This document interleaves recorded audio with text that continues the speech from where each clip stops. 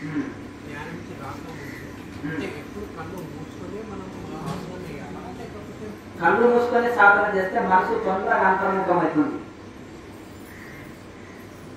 సాధన ప్రారంభం నుంచి ముగింపు వరకు కూడా కళ్ళు మూసుకొనే చేయొచ్చు. సాధన నుంచి బయటకు వచ్చినాక సూక్ష్మ జ్ఞానం కూడా కళ్ళు మూసుకొనే చేయొచ్చు. ఏకాగ్రత కలుగుతుంది, మనసు ప్రసన్నంగా ఉంటుంది, చక్కగా ఏకాగ్రతతో చేయగలుగుతాం. ఈ యొక్క క్రియా మాత్రము, ప్రాణాయామ, ధ్యానము ఇది మాత్రం తప్పనిసరి కళ్ళు మూసి చేస్తే తొందరగా మనసు అంతర్ముఖం అవుతుంది. కానీ చాలా మంది కూడా ఏమనుకుంటున్నారంటే ధ్యానం అంటే ఎట్లా చేయాలి, మనసు ఎక్కడ నిలపాలి అంటే ఏదైనా పెద్ద పెద్ద స్వామీజీలు కానీ పెద్ద పెద్ద పీఠాధిపతులు కానీ సభలు జరిగినప్పుడు దానికి ప్రమాణం ఏంటి అంటారు. అర్థమైంది కదా. మనం ఏదో గాలి మాటలు నోటి మాటలు చెప్పినాం అనుకో వాళ్ళు నమ్మరు. ఏమంటారు దానికి ప్రమాణం ఏంటి, ఉపమానం ఏంటి, దానికి ఏ శాస్త్ర ప్రమాణం అంటారు. ఇది ఒక ప్యాషన్ ఏమైందంటే ప్రతి ఒక్కరు ఆత్మీయులంతా స్పిరిచువాలిటీకి ఆధ్యాత్మికంలోకి ఎంటర్ అయ్యి ఆధ్యాత్మికం అనేది దరిద్రం పట్టించారు. రూల్స్ ఉండవు, పద్ధతులు ఉండవు, వాడు ఉండవు, ఎనిమల్ లైఫ్. అర్థం కదా. సంసారంలో ఇంటి దగ్గర అస్తవ్యస్తంగా జంతువులాగా జీవిస్తున్నాయి, ఆధ్యాత్మికంలో వచ్చి జంతువులాగా జీవిస్తున్నాయి. ఇక పశువులకి మనుషులకి తేడా ఇంకా చెప్పండి. ఇక్కడ ఏమంటున్నారంటే వీళ్ళని ఆకట్టుకోనికే ఎనిమల్ లైఫ్ అని ప్రోత్సహిస్తున్నాయి ఆధ్యాత్మిక సంస్థలు. ఆ సంస్థ నడిపే వాడి వాడు ఒక భోగి, వాడికి లేని విధవాళ్ళ వాటి ఉంటారు. మందు కొడతాడు, మాంసం తింటాడు, వాడిని తాగుతాడు, అన్ని అలవాట్లు ఉంటాయి. అర్థమైంది కదా. కనుక ఒక సంస్థ పేరు చెప్తే దాని ఫౌండర్ ఎవరు, దాని సిద్ధాంతాలు ఏంటి, వాళ్ళు ఏ సిద్ధాంతాల మీద నడుస్తున్నారు, మేము ఎక్స్రే స్కానింగ్ తీస్తాం. అర్థమైంది కదా. మరి పరంపర ఉందా లేదా. కనుక ఈ విధంగా ఇప్పుడు ఆధ్యాత్మికం అనేది తప్పుదారు. అందుకని ప్రమాణం ఉండాలి, ఎగ్జాంపుల్ ఉండాలి, దాంట్లో శాస్త్ర ప్రమాణం ఉండాలి. అందుకని భగవద్గీతలో కృష్ణ పరమాత్మ చెప్పింది గురువుల మధ్యలో దృష్టి పెట్టి ధ్యానించండి. ఆరో అధ్యాయం అంతా ధ్యాన యోగమే. ధ్యానం గురించి ఎట్లా కూర్చోవాలి, ఏ ఆసనంలో కూర్చోవాలి, కింద ఏం వేసుకోవాలి, ఎంత ఎత్తులో కూర్చోవాలి, ధ్యానం ఎట్లా కూర్చోవాలి, మనసు ఎక్కడ నిలపాలి, అసలు ధ్యాన యోగి ఏమి తినాలి, ఎంతసేపు నిలబోవాలి, ఎలా మాట్లాడాలి, ఎట్లా వ్యవహారం నడపాలి, పనులు ఎట్లా చేయాలి, ధ్యానం ఎంతసేపు చేయాలి, కొత్తలో ఎన్ని పూటలు తినాలి, ఇవన్నీ చెప్పడం జరిగింది. చిన్న చిన్న పాయింట్స్ కూడా ఏ ఆసనం వేసుకోవాలనేది కూడా చెప్పిండు. ఎందుకు చెప్పండి. కనుక యుక్తాహార విహారచ యుక్త చేష్టసు కర్మసు యుక్త స్వప్నావబోధచ యోగో భవ దుఃఖ. కనుక తిండిలో కానీ, నిద్రలో కానీ, మెలకువలో కానీ, వ్యవహారంలో కానీ మితంగా ఉండాలంటున్నాడు. ఉన్నప్పుడు అప్పుడు ఎన్నో సమస్త దుఃఖాలన్నీ దూరం చేసే ఈ యోగం మీకు అబ్బుతుంది, వంటబడుతుంది. మీకు మోక్షాన్ని ప్రసాదించే ఈ యోగం మీకు ఇందులో మీరు పర్ఫెక్ట్ అవుతారు. ఈ యోగ సాధకుడికి ప్రారంభంలో ఈ అన్ని నియమాలు చెప్పి ఇవన్నీ చేస్తే బెనిఫిట్ ఏంటిది అంటే యోగారూఢ స్థితి కలుగుతుంది, మోక్ష స్థితిని మీరు అందుకుంటారు. లాయర్ భాష ఏమంటారు, క్రియ. ఈ క్రియ చేస్తే లాభం ఏంటి, క్రియాపరవస్థ. క్రియాపరవస్థ అంటే నిర్వికల్ప సమాధి. ఈ యోగం చేస్తే యోగారూఢ స్థితి కలుగుతుంది. ఈ సాధన చేసినప్పుడు గుణాతీత స్థితి కలుగుతుంది. చిత్తప్రజ్ఞ అనే లక్షణాలు 2వ అధ్యాయంలో మహానిర్వాణ స్థితికి లభిస్తుంది. నిర్వాణ మదిగచ్చతి అన్నాడు. అట్లా ఈ బ్రహ్మ నిర్వాణ ముచ్యతే. కనుక ఈ బ్రహ్మ నిర్వాణ స్థితిని అందుకుంటారు అని రకరకాల పేర్లని మార్చి అదే స్థితిని చెప్పారు. కనుక ఇప్పుడు ఏం చేస్తున్నారంటే ఒక ఆయన మూలాధారంలో ధ్యానం చేయమంటాడు, ఒక ఆయన తలపైన సహస్రారంలో చేయమంటాడు. ఏ ప్రమాణం, ఒక శ్లోక ప్రమాణం అని ఉండాలి కదా. నువ్వు సహస్రారంలో పెట్టి ధ్యానం చేయి అని ఏ శాస్త్రంలో ఉంది? ఒక ప్రమాణం, ఒక శ్లోకం, ఒక ఋషి చెప్పింది, ఒక ఏదన్నా ఉపనిషత్తు ప్రమాణమో చూపెట్టండి. ఉందా? లేదు. అర్థం లేదు. ఎట్లా తయారైపోయిందంటే 10 వ్యాపారాలు చేస్తే నడవకుండా అప్పుల్లో అయ్యే వరకు ఐదేదో బాగుంటుంది ఆయన చూసి వాళ్ళది 4 మాయమాటలు చెప్తే బోల్త కొట్టి చెప్తాను. ఎంట్రీ అయినారు, దొంగలంతా ఎంట్రీ అయినారు ఇంట్లోకి. అర్థమైంది కదా. మామూలు దొంగలు కాదు, గడ్డ దొంగలు అది. అర్థమైంది కదా. కనుక ఈ విధంగా పరిస్థితి ఉంది. కనుక మీరు యొక్క of mind YouTube channels, of mind books, of mind వ్యక్తులని చెప్పిన మాటలు మీరు ఫాలో కావద్దు. విన్నా కానీ చెవుల నుండి వదిలి చెవులు శాస్త్రం అనుకోండి, చెవులో వింటే హృదయంలోకి దిగాలి. అర్థం శాస్త్ర ప్రమాణం లేని గాలి మాటలు ఇక్కడ వెళ్ళి ఇక్కడ వదిలిపెట్టాలి. ఏ ఆధ్యాత్మిక కేంద్రంలో వెళ్ళినా చూడండి, శాస్త్ర ప్రమాణం లేదు, ఓ పద్ధతి లేదు, పాడు లేదు. ఇక్కడికి వచ్చినాక 6 months 1 year 2 years 60 ఏళ్ళోళ్ళు 70 ఏళ్ళోళ్ళు వృద్ధులు మంచి మేము చెప్పిన సిద్ధాంతాలు పాటించేటోళ్ళు మంచి బెనిఫిట్స్ పొందుతున్నారు. నేనే స్వయంగా వాళ్ళని ఇంటర్వ్యూ తీసుకున్నది ఉన్నది. మీరు ఎందుకు ఇంత స్పీడ్గా రిజల్ట్ పొందారని కొంతమంది వృద్ధులని నేను స్వయంగా అడగడం జరుగుతుంది. మీరు దేన్ని ఫాలో అయ్యారు, మిగతా వాళ్ళు కూడా అది ఫాలో అవుతారు. మీరు చెప్పిన ఆహార నియమాలు పాటించినాము, మీరు చెప్పినట్టుగా ఛానల్లో రెగ్యులర్గా వింటుంటాము. మనం శాస్త్రాలు చదవాల్సిన అవసరం కూడా లేదు. పతంజలి సూత్రాలు చెప్పారు, భగవద్గీత, ఉపనిషత్తులు చాలా ఉన్నాయి అందులో. మీరు వినాలంటే ఫ్రీడమ్లా వినండి. భగవద్గీత గురిందో షార్ట్కట్లో చెప్పడం జరిగింది. పతంజలి సూత్రాలను కూడా షార్ట్కట్లో చెప్పడం జరిగింది. ఛానల్లో ఉన్నాయి, ప్లేలిస్టులు ఉన్నాయి దేనికి దానికి సపరేట్గా. ఫ్రీడమ్లో వినండి. హోమ్ పేజీలకు వెళ్తే ప్లేలిస్ట్ అని ఉంటుంది, అందులో దేనికి దానికి సపరేట్ వీడియో. మీకు ఆరోగ్య సమస్యలు హెల్త్ టిప్స్ ఇంట్లో నుండి మనం చిన్న చిన్నది ఎలా ప్రిపేర్ చేసుకుని ఆరోగ్యాన్ని రక్షించుకోవాలనేది అందులో పొందుపరచడం జరిగింది. ఒక వైద్యుడు వ్యాపారం చేస్తే ఆ ఫార్ములా ఇవ్వాలి, గుర్తుపెట్టుకోండి. అర్థమదా? ఒక యోగి దాన్ని వ్యాపారం చేస్తే ప్రాక్టికల్ వీడియోస్ పెట్టాలి. అర్థం కదా? అందరికీ యూస్ఫుల్ అవుతుందండి. క్వశ్చన్ ఆన్సర్స్ కూడా చెప్పరు. అసలు దాని ఒక యాప్లో క్వశ్చన్ ఆన్సర్స్ పెట్టాము అని దాని యాప్ని కొనుక్కోండి, అందులో మీరు వినండి. ఆ యాప్లో స్పెషల్ క్లాసులు వస్తాయంటారు. అవునా? అట్లా కనుక ఈ విధంగా అందరూ బాగుపడాలనే ఉద్దేశంతో ఎవరైతే ఉన్నట్టు ఫాలో అవుతారో, ఒకే బెంచ్ మీద కూర్చున్న వాళ్ళు ఒక పెద్ద ఆఫీసర్ అయితే ఒక ఉద్యోగం రాదు, ఒక ఫెయిల్ అవుతారు. శ్రద్ధవాన్ లభతే జ్ఞానం. భౌతిక రంగంలో కానీ ఆధ్యాత్మిక రంగంలో కానీ శ్రద్ధవాన్ లభతే జ్ఞానం. శ్రద్ధతోటి ఏదైనా లభిస్తుంది. అర్థంగా మనం ఇక్కడ డీప్గా మెడిటేషన్ చేస్తే ఒక ఆయన అక్కడ ఫోన్ మాట్లాడుతుంటాడు, ఒక ఆయన ఇక్కడ జోలి పెడుతుంటాడు, ఒక ఆయన తోటి ఇంకొక ఆయన కూర్చొని నిద్రపోతుంటాడు. అటువంటి వాళ్ళకి ఏమి లాభం ఉంటుందో చెప్పండి. కనుక శ్రద్ధ అర్థం. ఈ ఆధ్యాత్మిక రంగంలో మొదట డిసిప్లిన్, క్రమశిక్షణ, శ్రద్ధ, ఆ తర్వాత శరణాగతి, సెలండర్నెస్, వైరాగ్యము, ఆహార నియమం, ఇవన్నీ తర్వాత. కనుక వీటితో ఎక్కువ బెనిఫిట్స్ పొందుతాం మనం. ఇవి లేకపోతే మనం బెనిఫిట్ ఎక్కువ ఉండదు సాధనలో. అర్థం. ఇప్పుడు ఒక కుండలో నిన్న నీళ్లు పోసినాం, దానికి ఒక రంధ్రం కొట్టినాం అనుకో, నీళ్ళని పోతాయా? వెళ్ళిపోతాయి కదా. అదే అది రంధ్రాన్ని సిమెంట్ తోటి మూసిపెట్టినాం అనుకో కుండకి, నీళ్ళు అలాగే ఉంటాయి. కనుక ఇంద్రియాల వలన ఈ యొక్క మనం సంపాదించుకున్న జ్ఞానం అంతా బయటికి వెళ్ళిపోతుంది. స్థితప్రజ్ఞత్వం అంటారు. స్థితప్రజ్ఞత్వం అంటే కుర్మ అంగాన్ని సర్వశః. దీన్ని ఏమంటారు? తాబేలు అన్ని అవయవాన్ని లోనికి లాక్కున్నట్టు యోగి ఇంద్రియాలని అంతర్ముఖం చేసుకుంటే దీన్ని ఏమంటున్నారు? ప్రత్యాహారం అంటున్నారు. కనుక శరీరం మనసును వశంలో పెట్టుకొని ఉంటే దీన్ని స్థితప్రజ్ఞత్వం అంటారు కృష్ణ పరమాత్మ. ఇప్పుడు స్థితప్రజ్ఞ కాకుండా ఘటప్రజ్ఞ. స్థితప్రజ్ఞ అంటే ఏది మర్చిపోవాలనో మర్చిపోతాం, ఏది గుర్తు పెట్టుకోవాలనో అది గుర్తుంటుంది. ఇప్పుడు ఘటప్రజ్ఞ వచ్చింది ప్రపంచంలో. ఘటప్రజ్ఞ అంటే ప్రజ్ఞ ఘటించింది. ప్రజ్ఞ అంటే మన మేధాశక్తి అంతా నశించింది. మర్చిపోయేదేమో గుర్తు పెట్టుకుంటాము. ఎవరైనా తిట్టారనుకోండి 10 సంవత్సరాలు గుర్తు పెట్టుకొని ఏడుస్తాం. అవునా? ఎవరైనా మనకు అప్పు ఉన్నారనుకో అది మర్చిపోతాం. ఒక ₹1 ఎవరికైనా అప్పు ఇచ్చినాం అనుకో అది మర్చిపోతాం. ఎవరికైనా మనం ఇచ్చేది దానికో అది గుర్తు పెట్టుకుంటాం. అర్థమైంది కదా? అది ఏదైనా మెయిన్ విషయాలు ఉన్నాయనుకో అవి గుర్తుకు రావు. మనకు శరీరానికి హాని చేసేటివి, మనసుకు హాని చేసేటివి, మనకు నష్టాన్ని కలిగించేటివి మాత్రం పర్ఫెక్ట్గా గుర్తుంటాయి. మన జీవితంలో డెవలప్ అయ్యేటివి, మనకు ఎక్కువ మేలు చేసేటివి అది ఒకటి గుర్తుండవు, డిలేట్ అయిపోతాయి. దీన్ని ఘటప్రజ్ఞ అంటారు. ఈ కలియుగం రివర్స్ గేర్ అంటాం. అందుకని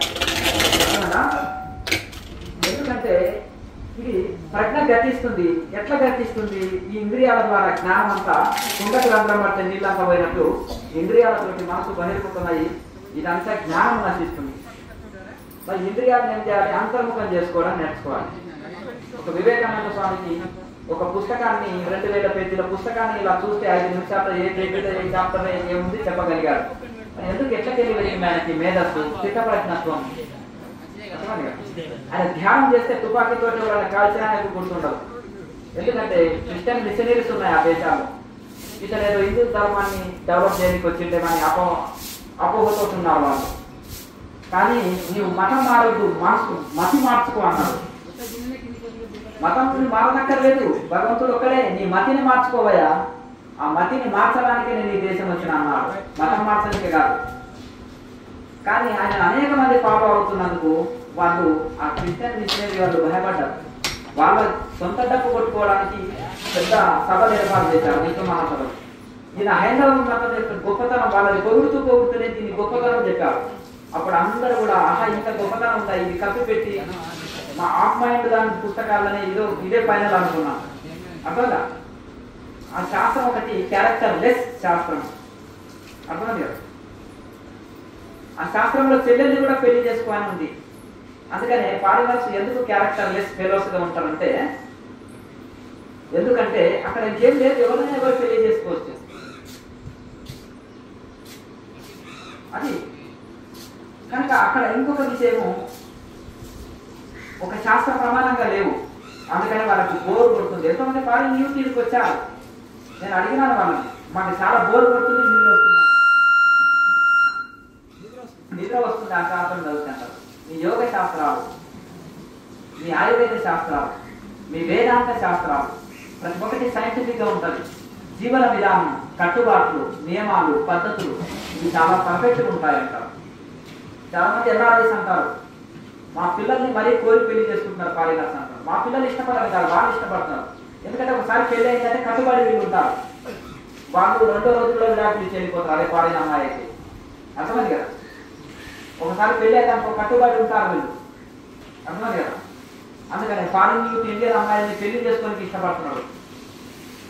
ఇది కనుక ఇక్కడ ఉండే సదాచారం ఇదే. భారతదేశం వరల్డ్నే గొప్పది. దీన్ని మనం తెలుసుకోలేక ఆ బ్రిటిషర్స్ ఎవరైతే ఉన్నారో మన యొక్క విద్యా విధానాన్ని చేంజ్ చేశారు. అర్థమైంది కదా. ఇంగ్లీష్ చదువుకోండి, అర్థమైంది కదా. పెద్దలు చెప్తారు ఇంగ్లీష్ వాళ్ళకి ప్రవర్తించకండి అంటారు. అర్థమైంది కదా. జీవనోపాధికి ఇంగ్లీష్ మాట్లాడు, చదువుకో. కానీ మన వెస్ట్రన్ స్టైల్ వద్దు, వెస్ట్రన్ లైఫ్ స్టైల్ వద్దు. ఏదైతే ఇండియన్ లైఫ్ స్టైల్ ఉందో అది పర్ఫెక్ట్ ఉంది. మన భోజన విధానం, జీవన విధానం, జీవన శైలి ఇవన్నీ కూడా మన శాస్త్రాలు. అక్కడ పర్ఫెక్ట్ శాస్త్రాలు లేనందుకే ఇక్కడ వచ్చి పీజీలు పిహెచ్డీలు చదవడానికి ఇక్కడికి వస్తున్నారు.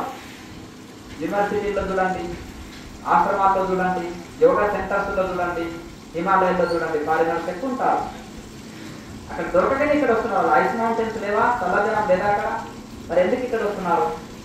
ఈ విద్య, ఎడ్యుకేషన్ ఉంది కదా, ఏదైతే ఎడ్యుకేషన్ ఉందో అది ఇండియా స్పిరిచువాలిటీలో, స్పిరిచువల్ ఎడ్యుకేషన్ ఏదైతే ఉందో ఇండియాలో పర్ఫెక్ట్ ఉంటుంది. అది ఈ స్పిరిచువల్ ఎడ్యుకేషన్ అక్కడ లేదు. ఇక్కడ గురుకులాలు ఉన్నాయి. ఇలా పీజీలు పిహెచ్డీలు చేయొచ్చు యోగ శాస్త్రంలో, వేదాంతంలో, ఆయుర్వేదంలో, ఇవన్నిటిలో మనకు శాస్త్రాలతో పోతే థియరీ ప్రాక్టికల్ రెండు ఉంటాయి.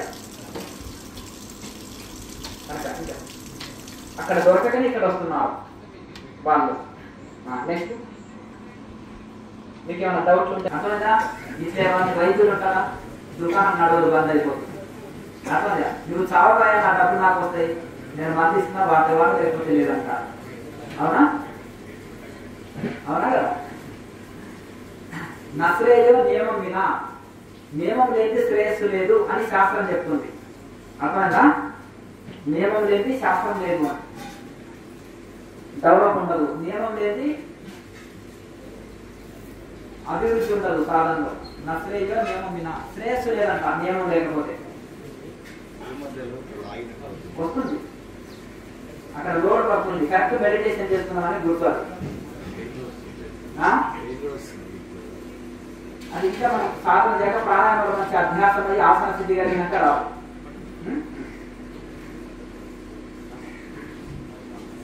ఇంకేమైనా డౌట్స్ ఉంటే ఎంతో మంది వాళ్ళ జీవితాలని మార్చుకున్నారు. చాలా మంది అంటారు మేము ఇదే జీవనం అనుకున్నాం, మాకు లేని అలవాటు లేదు. అర్థమైంది కదా, వాయు వదలము, స్మోకింగ్ వదలము, గంజాయి వదలము, డ్రగ్స్ వదలము, తంబాకు వదలము, ఎన్ని నశా పదార్థాలు ఉన్నావో ఈ ప్రపంచంలో అన్ని వాడేసిన స్వామి. అది బోర్ కొట్టేసింది. ఇప్పుడు యోగం వైపు ఆకర్షితులమైన అర్థమైందా అర్థమైందా కనుక ఏ సెంటర్కి వెళ్ళినా కానీ ఒక 50,000 లక్ష రూపాయలు 10,000 లాస్ట్ తక్కువ అంటే 10,000 అన్నారు. మీ సెంటర్ కాల్ చేసే వరకే అన్నారు. ఓహో ఇటువంటి సెంటర్స్ కూడా ఉంటాయి అని ఇక్కడ వచ్చినాక మీరు ఏది చెప్తున్నారు అది చేస్తున్నారు, ఏది చేస్తున్నారు అది చెప్తున్నారు. కొంచెం మాకు మంచిగా అనిపించింది. దీన్ని మెల్లమెల్ల ఫాలో అవుతుంటే రిజల్ట్ కూడా మంచిగా అనిపించింది. మా జీవితాన్ని మార్చుకున్నామని. మొన్న సమ్మర్లో 10-15 మంది యువకుల పెళ్లిళ్ళని వాళ్ళు 3 సంవత్సరాల నుంచి యోగంతో వాళ్ళ జీవితాన్ని మార్చుకున్నారు. ఈ చెప్పిన అలవాట్లు చెప్పినాక ఇంతవరకు వాళ్ళన్నీ ఉన్నవాళ్ళు. అర్థమైందా? కాలేజీలో చెప్తారా? చెప్పండి. ఇంటికాడ తల్లిదండ్రులు అంటే ఇక చెప్పి వాళ్ళకి గోరు కొడుతుంది. ఇక విసిగిస్తారు. ఊరికే చదువు ముందు ఆ పక్కవాడు చూడు ఈ పక్కవాడు చూడు అని పోల్చుకొని తల్లిదండ్రులు చెప్తే వాళ్ళకి చాలా గోరు వస్తుంది. అవునా కదా, విసిగించినట్టు ఉంటుంది. అలా కనుక ఆ విధంగా మనకు చెప్పే తిరిగే చెప్పాలి. దాని యొక్క బెనిఫిట్స్, దానివల్ల నష్టాలు ఏంటి వివరించాలి. వాళ్ళకి ఆల్రెడీ వాళ్ళకి సైడ్ ఎఫెక్ట్స్ వస్తుంటాయి. ఈ లోపల అనారోగ్యం పాలవుతుంది. కనుక దాన్ని మరి చెప్పే తిరిగి చెప్పినప్పుడు వాళ్ళకు కూడా ఆలోచన చేస్తారు. ఇంకోటి మారాలని లేని వాళ్ళకు బ్రహ్మజ్ఞానం చెప్పినా మారాలంట. శాస్త్రం చెప్తుంది నేను మారాలి, ఈ జన్మనే తరించాలి అన్న వాళ్ళు తప్పకుండా మారుతారు. ఈ మనసు మహా మాయ నాటకాలు. నాకు ఏది వద్దంటది అన్ని కావాలంటది. అర్థం నాకు ఏదొద్దు, నాకు దేవుడే కావాలంటది. ఏదో కష్టాల్లో సమస్యలను ఏం చేస్తుంది, ఆధ్యాత్మికంలోకి వస్తుంది. మళ్ళీ దాని మొదటి డ్రామా స్టార్ట్ చేస్తుంది. గత వాసనలు సంస్కారాలు వస్తాయి కదా, మళ్ళీ అటువైపు లాగుతుంది. అర్థమంట? కనుక ఆ విధంగా మనసుని అబ్జర్వేషన్ చేయి. ఒక షాపులో సీసీ కెమెరాలు ఉన్నాయనుకో, దొంగిలించారు. అవునా? లేదంటే తీసుకొని ఇక్కడ చెప్పుకోవడం, బ్యాగులు వేసుకోవడం ఏదో చేస్తారు కదా. అలాగే మనసుని కూడా ఒక ఏకాంతంలో కూర్చొని మనసును అబ్జర్వ్ చేయంటారు. ఎవరు? వివేకానంద స్వామి కానీ ఇంకా గొప్ప గొప్ప యోగులు కానీ చెప్తారు. అబ్జర్వేషన్ చేసి దాని మీద ఒక దృష్టి పెట్టు. అది ఏం చేస్తుంది, ఏం మాట్లాడుతుంది, ఎట్లా ప్రవర్తిస్తుంది, ఏం ఆలోచన చేస్తుంది, అబ్జర్వేషన్ చేస్తే ఈ మనసు అనే దొంగ వశమైతారు. మనసు ఆటలు చేద్దాం. ఇక్కడ మనసు వశమవుతుంది. కనుక మనసుని అబ్జర్వేషన్లో పెట్టాలి. అది ఏం చేస్తుంది అనేది దాన్ని గాలికి వదిలిపెట్టద్దు. విచారణ చేయాలి. ప్రాణాయామ అభ్యాసము, వైరాగ్యము, శరణాగతి ఇవన్నీ కలిగి సాధన చేస్తున్నప్పుడు మనసు వశంలో వస్తుంది. ఇంకా ఎక్కడికి లేకపోతే బ్రహ్మాస్త్రాలు కూడా ఉంటాయి. అసలుగా మొదటి బ్రహ్మాస్త్రం కొట్టవచ్చు. అవసరాన్ని బట్టి అన్ని అస్త్రాలు ఉండాలి. ఎప్పుడు ఏ అవసరమో అది చేయాలి. కనుక ఈ యోగం అనేది ఈ విధంగా అన్ని మనం చేయడం వలన అంతర్ముఖమైంది. ఊరికి ఇలా కూర్చుంటే ఎవరికి ధ్యానం కుదరదు. అర్థమైందా? దానికి ఇవన్నీ చేయాలి. విచారణ, ధ్యానము, ప్రాణాయామ అభ్యాసము, నిరంతర వైరాగ్యము, నిరంతర సాధన చేసినప్పుడు మనసు కొంచెం అది ఊరికే కాదు. ఇప్పుడు చెట్టు దాన్ని చక్కగా చేయకపోతే అవుతుందా చెప్పండి? చాలా ప్రమాదం. లేకపోతే చక్కగా చేయొచ్చు. అలాగే దాన్ని మనసుని కూడా చాలా జాగ్రత్తగా మెల్లమెల్లగా వశంలోకి చేసుకోవాలి. మనసు వశం అయితే మహర్షులు అవుతారు. మనసుకు ఆధీనములైన వాళ్ళు మానవులు. మనసుని వశంలో చేసుకున్న వాళ్ళు మహర్షులు, మహా ఋషులు. మనసు ఆడించినట్టు ఆడేవాళ్ళు మానవులు. మనసును ఆడించేవాళ్ళు మహర్షులు. వాళ్ళు మనసును ఆడిస్తారు. అంటే వాళ్ళు చెప్పినట్టు మనసు ఉంటుంది. సామాన్య మనుషులు ఏంటంటే మనసు చెప్పినట్టు, కళ్ళు చెప్పినట్టు, చెవులు చెప్పినట్టు, నాలుగు చెప్పినట్టు, చెవి చెప్పినట్టు వీళ్ళు వింటారు. ఎందుకు? వీళ్ళు దానికి బానిస అయ్యారు కనుక. అంతేనా? ఇప్పుడు నాకు ఇది పోయింది నాకు పోవాలి, ఆన్లైన్ ఆటలను ఇవ్వాలి, లేకపోతే 20 కిలోమీటర్లు పోయి 10 రోజులు పోయి తెచ్చుకోవాలి అని తినాలి. కళ్ళు పోయింది అనుకో, అది తప్పకుండా అవి దానికి తృప్తి పెట్టాలి. దానికి సంబంధించిన విషయాలు తీసుకొని రావాలి. అంతేనా? చెవు వినే శబ్దాలు ఉన్నాయనుకోండి, దానికి తప్పకుండా ఇది లేకపోతే అది ఇంకా చిన్నపిల్లవాడు చూడండి, అతను ఏదైనా కోరామనుకో, నాకు చాక్లెట్ అంటే అది ఇప్పించిన దాకా వాడు ఊరుకోడు, ఏడుస్తుంటారు. అంతేనా? అలాగే ఇది కూడా ఇది చేస్తుంటాయి. కనుక ఆ విధంగా దాన్ని ఇది నాకు అవసరమా, ఇది చేస్తే నాకు లాభమా నష్టమా, నాకు ఆరోగ్యాన్ని ఇస్తుందా, శాంతిని ఇస్తుందా, మోక్షాన్ని ఇస్తుందా అని ఇట్లా విచారణ చేయాలి. విచారణ లేకుండా ఉన్నందుకే మనకు ఇన్ని సమస్యలు వస్తున్నాయి. కొన్ని ఈ మన జీవితంలో వచ్చే సగం సమస్యలు మనం కోరి తెచ్చుకున్నాయంటే విచారణ లేకుండా చేసేది, వివేకం లేకుండా చేసేది. అర్థం కదా? ₹1 అప్పు ఇచ్చానండి, నన్ను 3 చెర్ల నీళ్ళు తాపుతున్నాడు, నేను ఉరేసుకోవాలన్నా విషం మింగాలన్నా, నేను షూరిటీ ఇచ్చానండి లేకపోతే డబ్బులు ఇచ్చానండి అంటారు. మీకు తెలియదు, ఈ అమ్మగారులు వాళ్ళ దోస్తులకు తక్కువ డబ్బులు ఇయ్యరు. అర్థమైంది కదా? అమ్మగారులే, ఇంకొక అమ్మగారు వచ్చి ఇంకొక అమ్మగారిని టోపి కొడుతుంది. ఈ లోపల వచ్చేసి నాకు మనసు కుదురుతలేదు గురువు గారు, నాకు ధ్యానం కుదురుతలేదు అంటే, ఏదో ఉండి చూడమ్మా, ఉంటే కాదంటే అది ఏదో అంటే కుదురుతలేదు. ఈ పక్క అమ్మగారు చెప్తుంది, ఈ బిడ్డ నాతోటి జోలి చెప్పింది స్వామి, ఇంకో పక్క ఆవిడకు డబ్బులు ఇచ్చిందంట, ఆమె ఇస్తలేదంట, చాలా అవస్థ పెడుతుంది. ఆ విషయం చెప్పదు, ఆ విషయం కోసం ధ్యానం కుదురుతలేదు, భర్తతోటి చెప్పలేదు, గొడవలు అవుతుంది. అర్థమైందా? ఇది ఈ సమస్యలు ఇవి ఉంటాయి. ఇది ఒకటే కాదు, సమస్యలో ఏదో ఒక సంకల్పం, ఏదో ఒక కోరిక, ఏదో ఒక బలంగా ఉంటేనే. అంతేనా? ఇప్పుడు ఈ అయ్యగారులు కూడా ఏం తక్కువ కాదు, వీళ్ళు ఇంకా ఎన్నో ఇరుక్కుంటారు, ఇరుక్కొని పోయి ధ్యానం కుదరదు. ధ్యానం ఎందుకు కుదరదు మనిషికి? ఎన్నో కనుక ఇవన్నీ ఏది చేసిన విచారణతో చేయాలి. అర్థమైంది? ఒక మనిషితో స్నేహం చేసేటప్పుడు కూడా విచారణతో స్నేహం చేయాలి, గుర్తుపెట్టుకోండి. ఆధ్యాత్మిక వ్యక్తులైనా అయ్యప్ప విషయం పాపండి. అర్థమైంది కదా? కొన్ని రోజులు సాధన బాగానే చేస్తారు, అర్థమైంది కదా? మళ్ళీ మాయకు లోన్ అవుతారు. అర్థమైంది కదా? వాళ్ళు మాయలో పడడమే కాకుండా అందరినీ మాయలో పడగొడతారు. అర్థమైంది కదా? తా జరిగిన కోతి ఏం చేస్తుంది, వన్న మీద తెచ్చి పడేసింది, కోతికి పిచ్చి వేసింది, అందులో కళ్ళు తాగింది, అంత తేలు పుట్టిందంటే ఈ లోపల దయ్యం పట్టిందంట.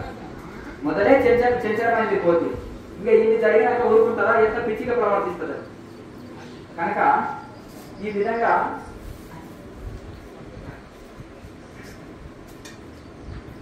మనం ఏం చేయాలంటే జాగ్రత్తగా మన దాంట్లో మనం వెళ్తుండాలి, మన వేలో మనం వెళ్తుండాలి. కనుక శాస్త్ర విచారణ, ధ్యానము బాగా చేస్తూ ఉంటేనే ఇదైతే తప్ప అంత ఈజీగా మనసు వచనం కాదు.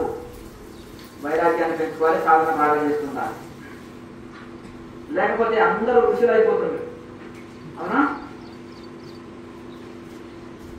బ్రహ్మదేవుడు ఏం చేశారంటే ఇంద్రియాలన్నీ అంతర్ముఖం చేసి పుట్టించారు. ఇంద్రియాలన్నీ అంతర్ముఖం చేసి పుట్టించే వరకు అందరూ ఋషులుగా మారిపోతున్నారు. సనకసనందరులు ఋషులు అయిపోయారు. నారదాదులు, నారద పర్వత, వీళ్ళందరూ కూడా అంగీరస ఇటువంటి వాళ్ళంతా ఋషులుగా మారిపోయారు. ఇక సృష్టి ఎట్లా జరుగుతుంది? అప్పుడు ప్రజాపతిని సృష్టించారు. ఇక అప్పుడు సృష్టించి ఈ ప్రజలను ఉత్పత్తి చేయాలని అప్పుడు ఏం చేయాలంటే మనసును బహిర్ముఖం చేసి పెట్టాలి. ఎంత ప్రయత్నం, యుద్ధం చేయాలి. ఒక యుద్ధం చేస్తేనే మనసు అంతర్ముఖమయ్యేటట్టు చేశారు. అర్థమైంది కదా? అందుకని చూడండి, నేను చాలా కిందికి మీదికి కొట్టుకుంటున్నా కానీ మనసు నిలుస్తలేదు స్వామి అంటారు. ఎందుకంటే బ్రహ్మదేవుడి యొక్క సృష్టి రహస్యం.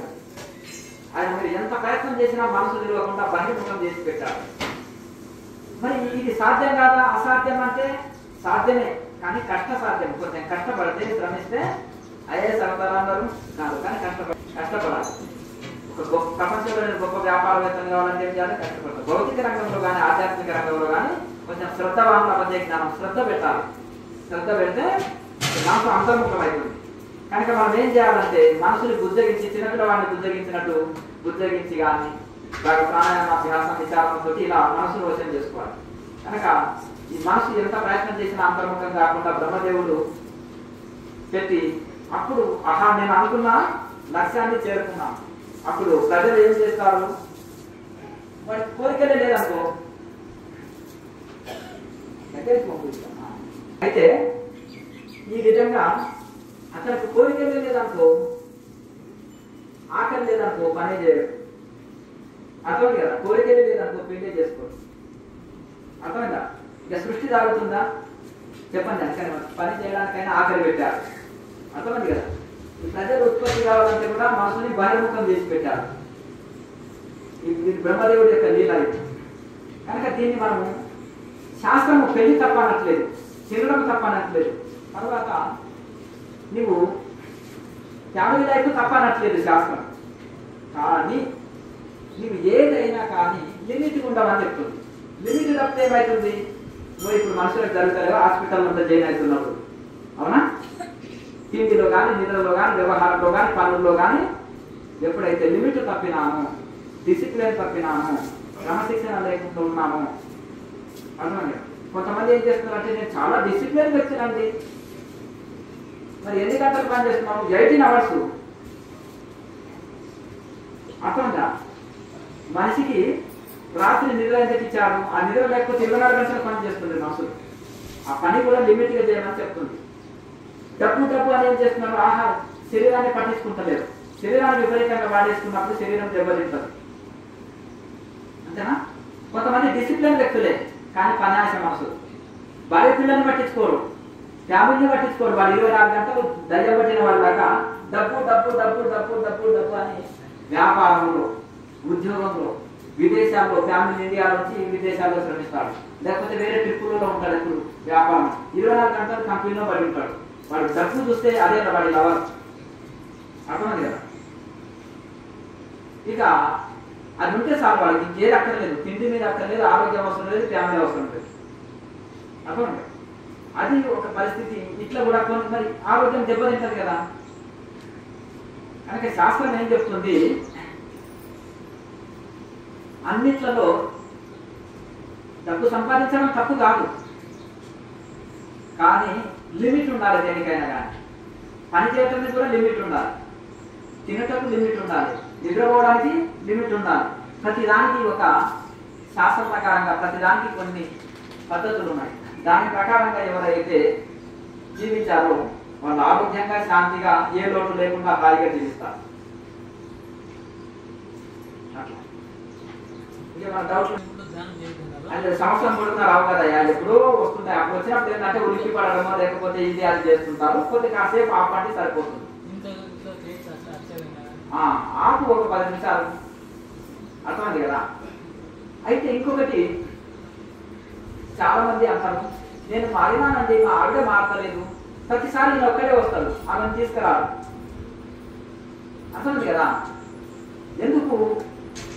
ఇప్పుడు సబ్బు పెడుతుంటే ఏ వస్త్రం ఉతికినమో వాషింగ్ మిషన్ లో ఏ వస్త్రం వేస్తే అదే శుద్ధి అవుతుంది. వాషింగ్ మిషన్ లో లేని వస్త్రము శుద్ధి కాదు. అర్థమైంది. వాళ్ళు కొంచెం అవగాహన కలిగాలి, దీని గొప్పతనం తెలియజేయాలి. మెల్లగా అప్పుడప్పుడు కూడా ఆధ్యాత్మిక సంస్థలకి తీసుకెళ్ళినప్పుడు వాళ్ళలో కూడా మంచి మాటలు విన్నప్పుడు కానీ, కొంత సాధన చేస్తున్నప్పుడు మార్పు వస్తుంది. అలాగే మా ఆయన మారదండి, వాళ్ళు కూడా ఏం చేయాలంటే వాళ్ళు కూడా కొంచెం మార్చుకోవడానికి ప్రయత్నించాలి. కానీ ఆడవాళ్ళు అనుకుంటే మగవాళ్ళని మార్చుకోగలుగుతారండి. ఉండేదంతా కాలం చేయి వాళ్ళ చేతుల్లోనే ఉంది. అది వాళ్ళకి తెలుస్తుంది, రహస్యం. అంతేనా కదా. ఇంటి తాళం చేయి, తిరువాతానం చేయి వాళ్ళ చేతుల్లోనే ఉంది. అయితే పూర్వము ఒక పెద్ద సభ ఏర్పాటు చేశారంట. అర్థం కదా. సీఎం గారు కూడా వాళ్ళ భార్య ఆటలు అయితే ఏ పని చేయలేదు, మీకు తెలియదు. ఇక్కడ మనకు సీఎం కానీ ఉండాలా, లేవంటే లేవాలి, కూర్చోవాలంటే కూర్చోవాలి. మీకు తెలియదు ఆ కీలకం. ఓ ఆఫీసర్లు, కలెక్టర్ చూడండి, ఎస్పీ, డిఎస్పీ వాళ్ళంతా చూడండి, ఇంటికి పోతే చెప్పినా వినవలసిందే. అర్థమైంది కదా.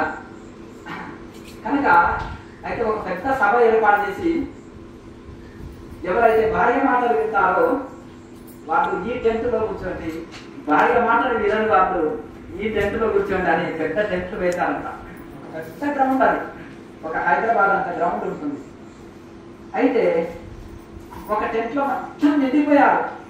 ఒక టెంట్లో ఎవరు లేరు, ఒక వృద్ధుడు వచ్చి కూర్చున్నారు. అంటే ఈ టెంట్ పేరేంటి? భార్య మాట వినేవాళ్ళు. అసలు మీ అన్న మొత్తము నిండిపోయింది. భార్య మాట వినేవాళ్ళు అని అక్కడ బోర్డు ఉంది. అంత ఒక వృద్ధుడు వచ్చి కూర్చున్నాడు.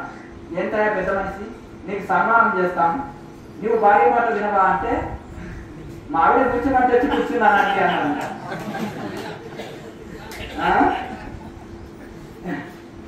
ఏంటయ్యా నువ్వు మీరు భార్య మాట వింటున్నావు కదా మరి వాళ్ళు ఎందుకు కూర్చున్నావు అంటే ఏంటండి భార్యను మీరు మా ఇద్దరి మధ్య గొడవ పెడతాం అనుకున్నారా మా ఆవిడని చెప్పమని ఈ టెంట్ కదయ్యా ఆ టెంట్లో కూర్చోమని మీరు చెప్తారేంటి మా గొడవ పెట్టుకుంటా అన్నారంట అర్థమైందా అట్లా మా ఆవిడ చెప్పమని అక్కడ కూర్చుంటాం మీరు చెప్తే విధానండి అట్లా అయ్యా అది భార్య మాట వినే వాళ్ళ టెంటు ఇది వినని వాళ్ళ టెంటు అంటే అట్లా ఈ పరిస్థితి కానీ ఒకరు ఎక్కువ ఒకరు గొప్ప కాదు తక్కువ కాదు ఇద్దరి రెండు కళ్ళు నాకు అర్థం కదా ఒక సంవత్సరంలో ఆడవాళ్ళని భలే పొగుడుతుంటారు మగవాళ్ళని విపరీతంగా కించపరుస్తుంటారు నేను విన్నాను ఈ వెరవలు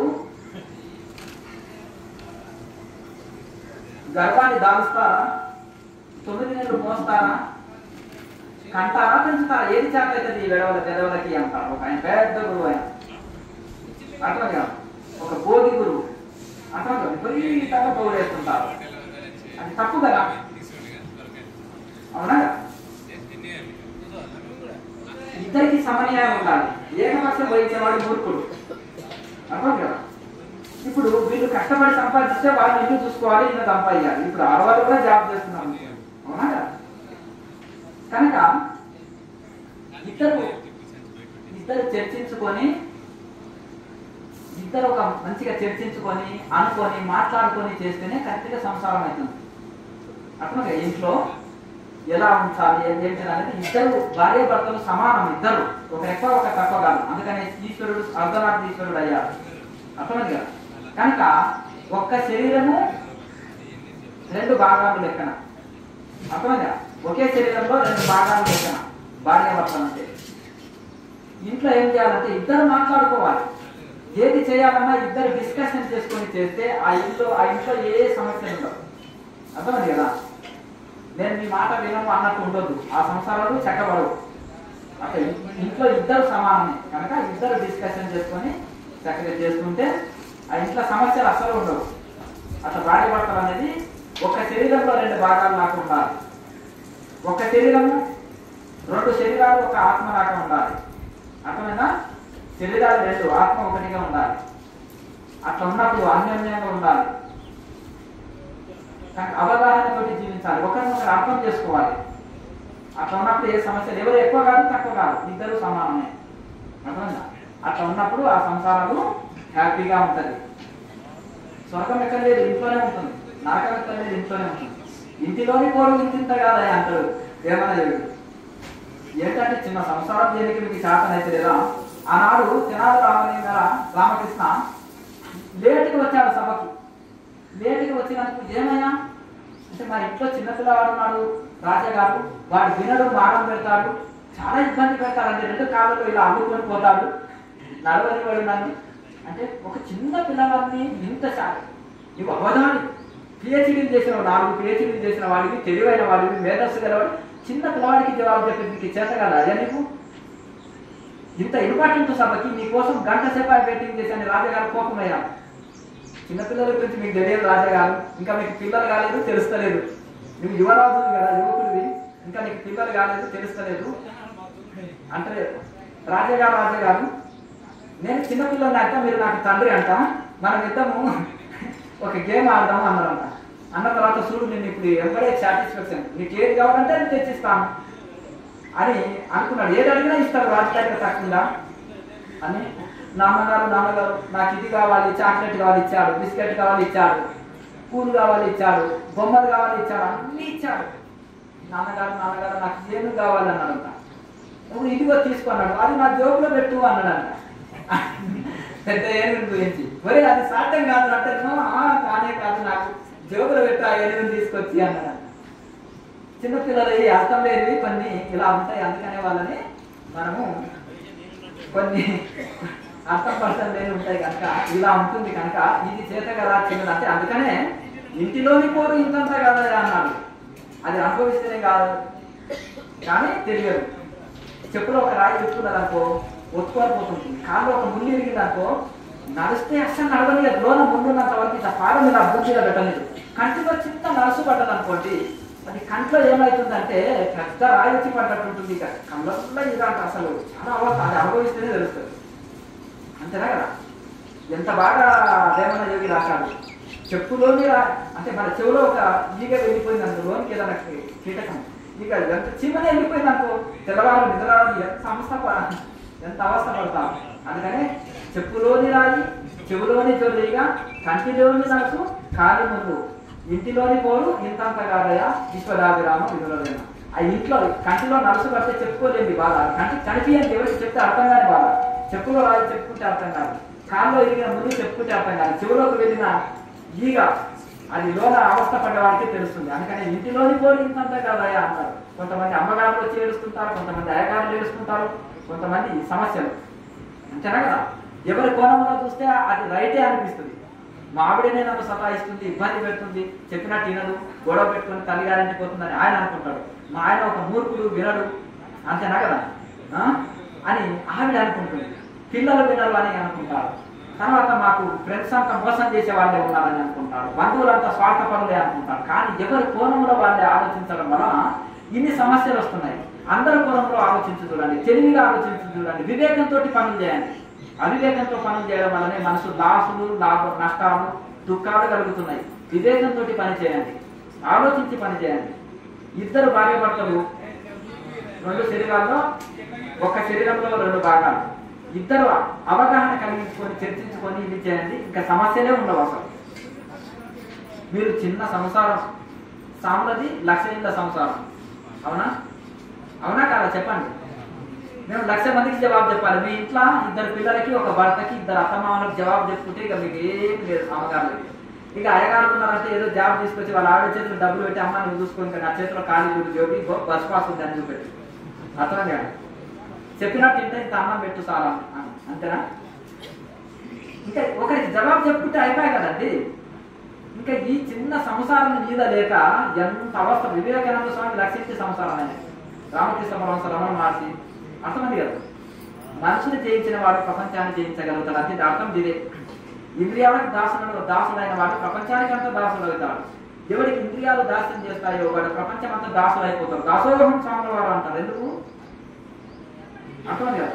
ఆయన కూడా శిష్యుల నామకు గురువుగారికి 4 గంటల నుంచే బెడ్ కాపీ లిస్ట్, ఒక ఆయన తిరిగి ఆయాలి, ఒక ఆయన పాలు ఇవ్వాలి, జ్యూస్ ఇవ్వాలి, ఇంకాబట్టి ఇంకా స్నాక్స్ ఇవ్వాలి, ఇంకా రకరకాల భోజనాలు. ఎవరికండి దోశ గురువుగారికి వేస్తున్నామని అన్నారు అనుకోండి, అయ్యో గురువుగారు ఇన్ని వెరైటీలు తీసుకుంటున్నారు, మరి సామాన్య గృహస్థులు మాకు వస్తాం, మమ్మల్ని మాత్రం సాదాసీతగా ఉండండి, ఒకటే కూరతో తినండి, సింపుల్గా ఉండండి, చాప మీద పడుకోండి అంటారు. ఆయన డబుల్ కార్డు బెడ్ కావాలి. అర్థమైంది కదా. ఇక ఏది లేదా అన్నదండి గురువు గారికి, ఏది లేకున్నా అర్థమైంది కదా. ఇక పీఠాధిపతులు చూడాలి వచ్చుతుంటారు కాదు సాయంత్రం వరకు. ఏం పేషెంటా ఒక అచరమతం అని ఉంటుందండి. గృహస్థుడే, భార్య ఇక్కడ కూర్చుంటుంది, భర్త ఇక్కడ కూర్చుంటుంది, గురువులు అన్నమాట.